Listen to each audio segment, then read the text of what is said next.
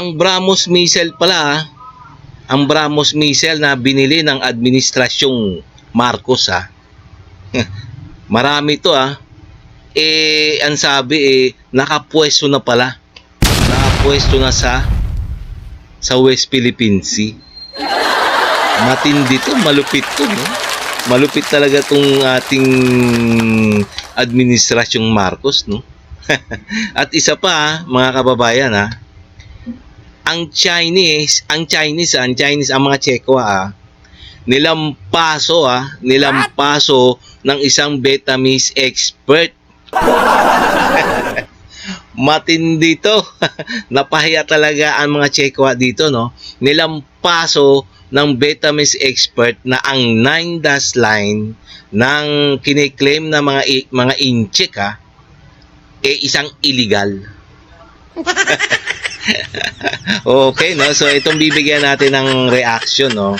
Reaction video, komentaryo, question, at kung ano man inyong mga saloobin diyan, pwede rin naman kayo mag-comments diyan, mga kababayan. Sa ganun mailabas nyo ang inyong mga saloobin tungkol sa West Philippine Sea. Alam niyo naman, West Philippine Sea talagang inaagaw, pinipilit na agawin ng mga Tseko na to. Okay, no? Kung bago pa lang sa aking channel, please like and subscribe na lang muna sa ating YouTube channel bago tayo umpisa. And also, please paki-subscribe din kay Good News Philippines.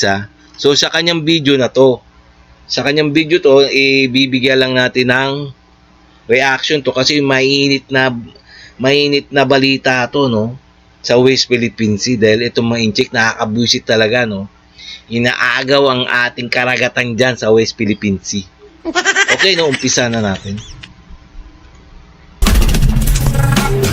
Sa isang video na kuhaan ang pag-mobilize ng mga Philippine Spider Air Defense System, posibleng ang mga nasabing pangmalakas ng pangdepensa ng bansa ay sasabak sa pagsasanay militar. Ang Ajax dagit pa, ang mga Spider Air Defense System na ito ay malaki ang maitutulong sa Pilipinas upang depensahan ang ating mga teritoryo. Inaasahan na ang ganitong mga sistema ay madadagdagan pa upang makover ang depensa ng buong bansa mula Luzon, Visayas at Mindanao. Joint Task Force Philippines, ito ay pinagsanib na puwersa ng mga unmanned aerial vehicle ng Amerika at Pilipinas na siyang magbabantay sa Baho de Masinloc o Scarborough Shoal at sa iba pang mga teritoryo at nasasakupan ng Pilipinas sa West Philippine Sea. Gagamitin ng Amerika ang kanilang MQ-9 Reaper na pwedeng armasan ng mga Hellfire missile at sa panig naman ng Pilipinas, gagamitin nito ang Hermes 900 unmanned aerial vehicle na gawa ng Israel upang mangalap ng impormasyon sa Baho de Masinloc at sa iba pang parte ng West Philippine Sea. Sa pagtutulungan ng Pilipinas at Amerika, mapapadali na malaman ng magkaalyado ang galaw ng China. Kung akala naman ng China na kaya nilang sakupin ng Baho de Masinloc ng ganun-ganun na lang, nagkakamali sila sa presensya ng mga BrahMos missile na nakaharap sa Baho de Masinloc. Isa itong indikasyon na sa oras na sakupin ng China ng porsahan ang ating teritoryo sa West Philippine Sea, ang mga sandatang ito ang siyang haharapin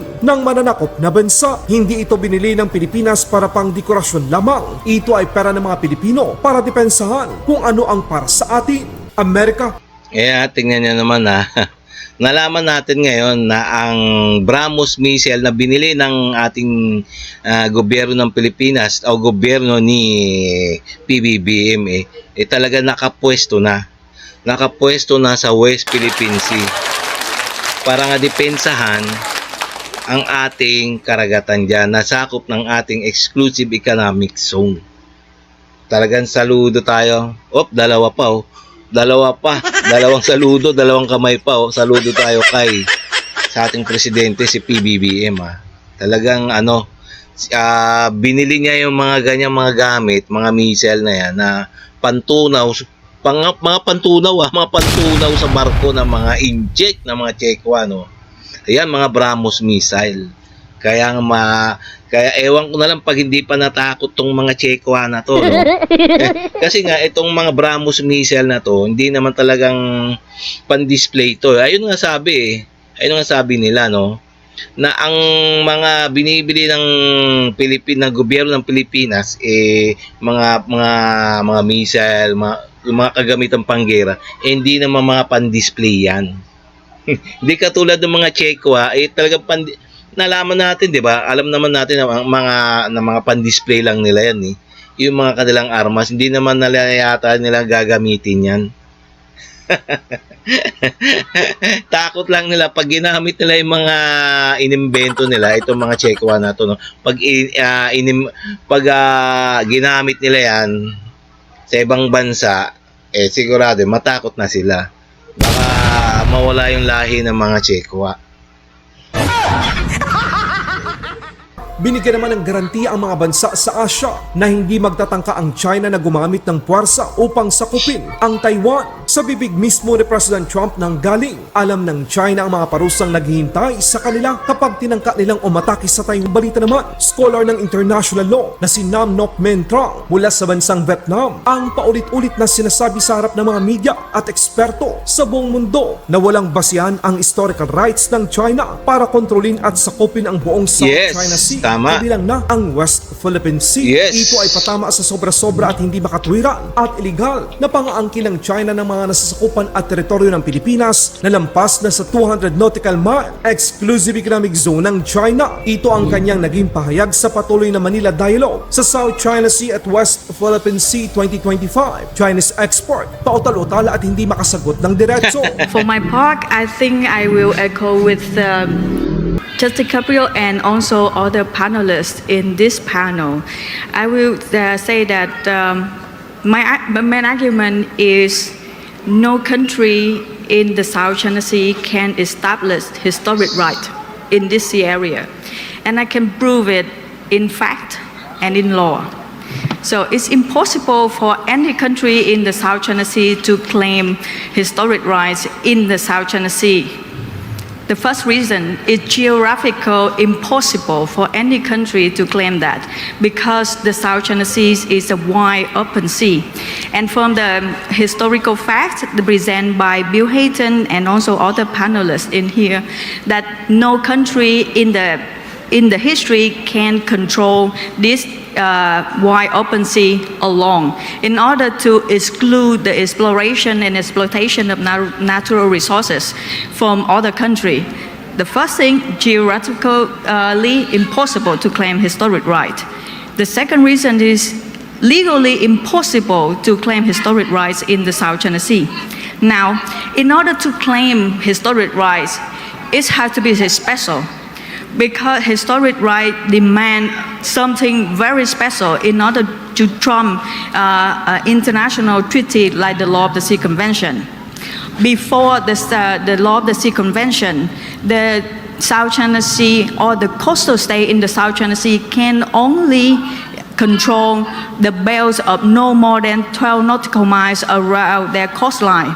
So the vast open space of the South China Sea is open sea for anybody to go and fish and conduct all the activity in this sea area. So before the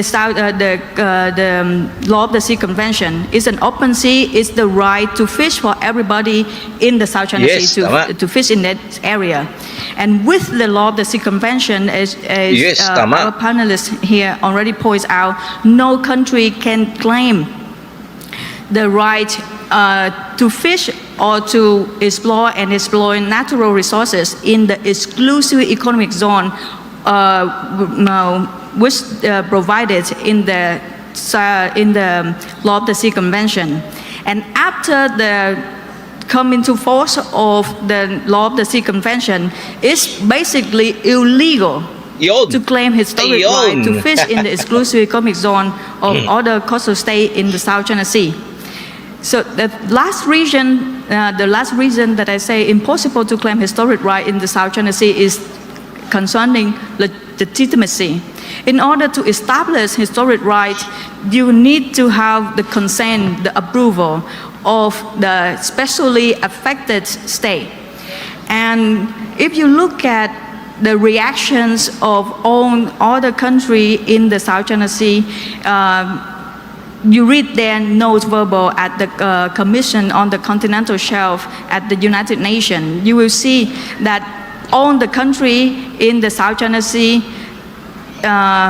verbally and expressly rejected the idea of historic right in the South China Sea.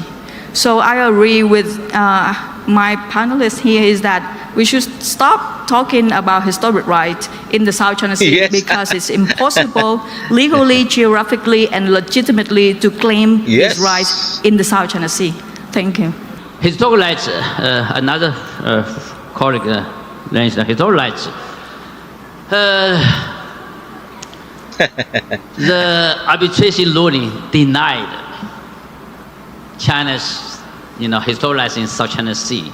It says, if we look at the ruling, it says, China, based on historical rights, O, tingnan nyo ito mokong na to, uutal-utal. Ito ay mga Chekwa yan, ha. Yung sinagot niya yung ano ng Vietnamese, ha. Mga, hindi makasagot ng diretsyo, ha. Uutal-utal tong Chekwa na to. No? asked for or claiming for natural resources falling within that line has no legal basis. But I would say we look at the international practice, the case between Eritrea and Yemen in 1998, and the case between Tunisia and Libya in 1982. Historical rights is an ancient right that stems from the coastal states' long history, practical or physical practice in relevant maritime areas. No matter you made an official declaration or formal notification, the historical rights is there. So China's historical rights in the South China Sea was there, is there, and will be there, no matter China claims or not. Teka na. Tingnan nyo naman, mga kababayan, ha. Nilampaso talaga na ano to, Vietnamese, expert Vietnamese, kahit na sa ibang bansa, no, talagang maling-mali yung kiniklaim ng mga Chekwa na 9-dash line. Ang 9-dash line ay isang illegal. What? Yun. Maski ibang bansa, no, tinuturing na illegal claim yung ginagawa ng mga Chekwa. Talagang napahiya talaga yung mga delegado ng mga Chekwa, no, diyan sa forum na yan, no. Kaya mga Chekwa, titigil na ba? Tumigil na kayo sa inyong mga claim na mga illegal, no? Kawawa naman kayo, lagi kayong kawawa. Kawawa sa mundo, sa mata. Talagang binubugbog na kayo ng hiya. Okay, no, mga kababayan, no. So hanggang dito na lang tayo, mga kababayan. So kung nagustuhan nyo yung mga ganito mga reaction video, please like and subscribe na lang muna sa ating YouTube channel, bago tayo magtapos. Nang sa ganun ma-update pa kayo sa mga video na akin pang i-upload sa next day. Okay, no? So maraming salamat.